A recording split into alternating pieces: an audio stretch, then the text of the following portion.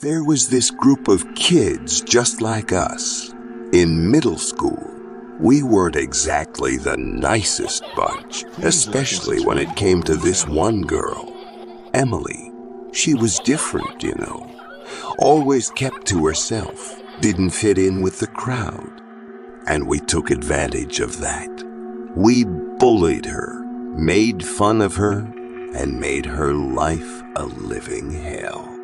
One day, things took a dark turn. We were hanging out near the staircase, fooling around as usual, when the idea for a prank struck us. We thought it would be hilarious to scare Emily, to make her feel what we felt every day. So, we started pushing her, taunting her, and before we knew it, she stumbled backward, losing her footing. It all happened so fast. The world seemed to move in slow motion as Emily tumbled down the stairs, her body crashing against the cold, hard floor. She didn't make it. She died right there in that moment. The shock and horror that filled the air were suffocating, and we were all paralyzed by what we had done. We made a pact, a solemn promise to keep our involvement a secret.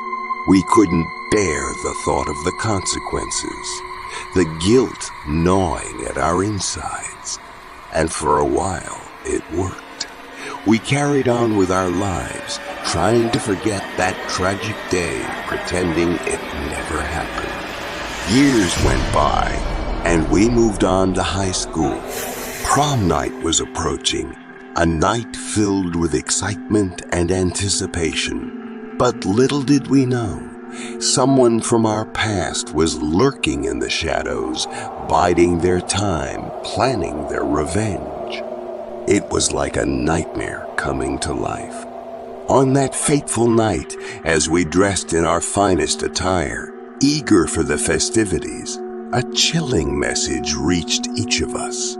It was a photo of us, taken on the day of the incident, stained with the blood of our collective guilt. The message was clear, I remember. Do you? Fear consumed us. Panic washed over our souls like a tidal wave. We couldn't believe it. Someone knew our secret. Someone knew our secret. Someone who wanted us to pay for what we had done.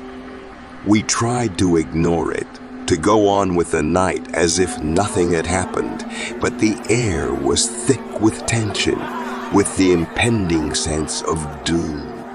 As the music blared and laughter filled the room, our hearts pounded in our chests.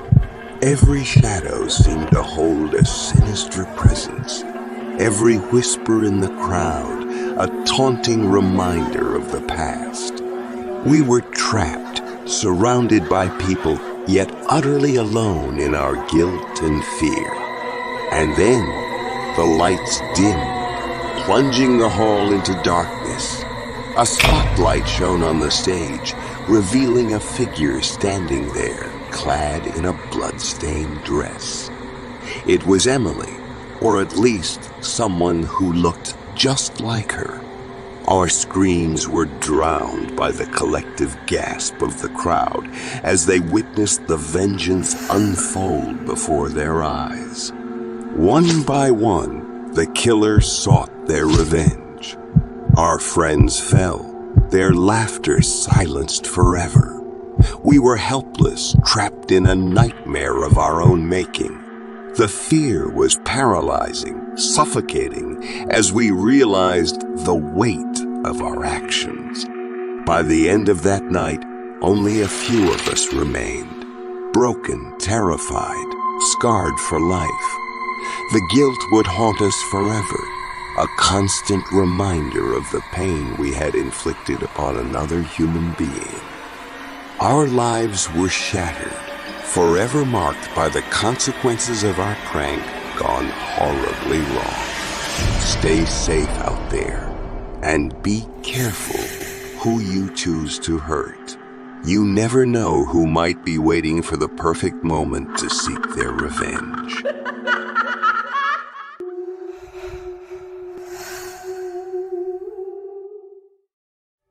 It was a cold winter day, one of those days when the darkness creeps in early and wraps its icy fingers around everything.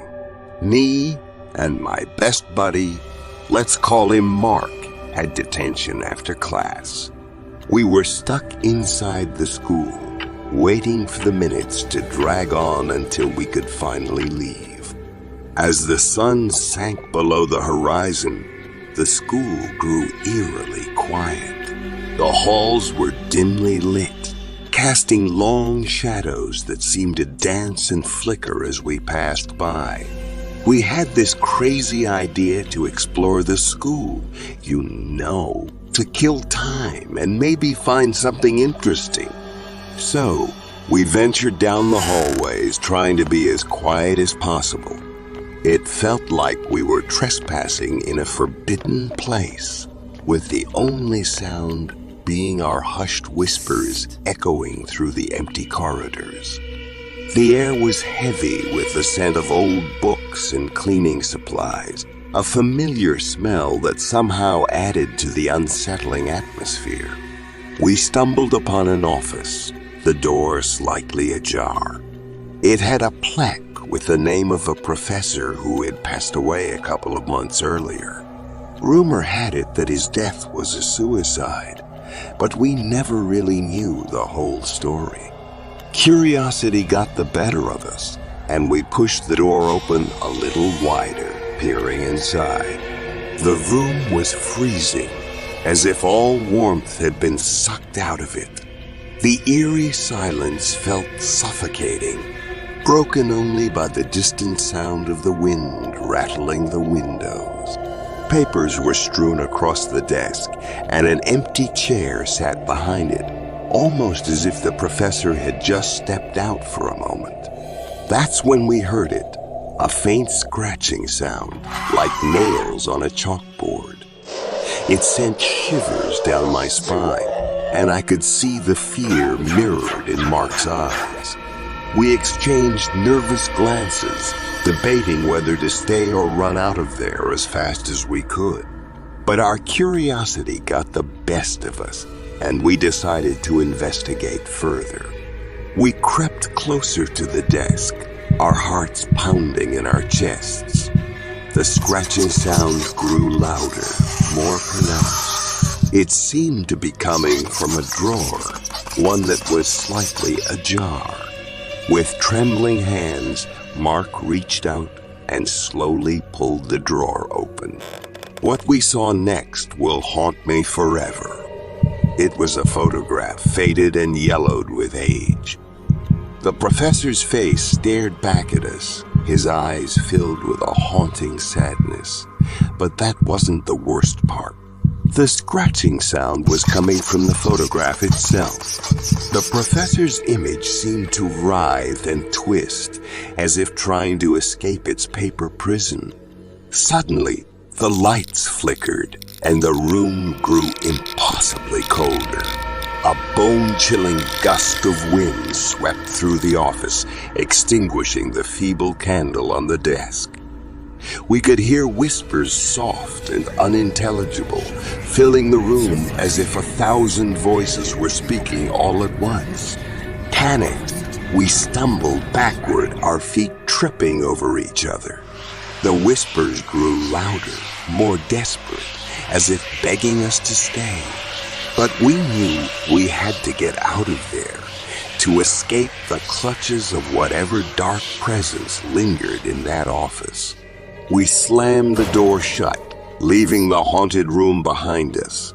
As we ran through the empty halls, the whispers faded into distant echoes.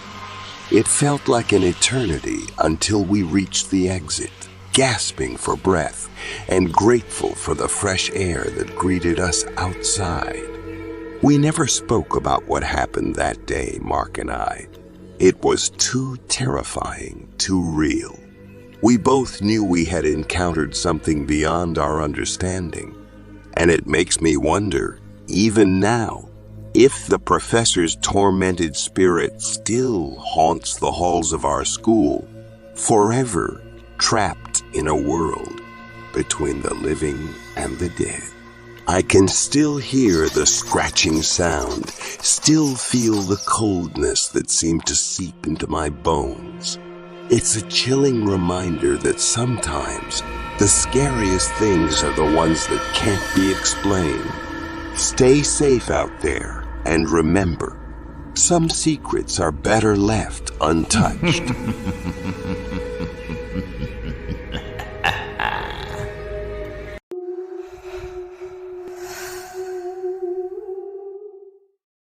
It all started on a regular day at school.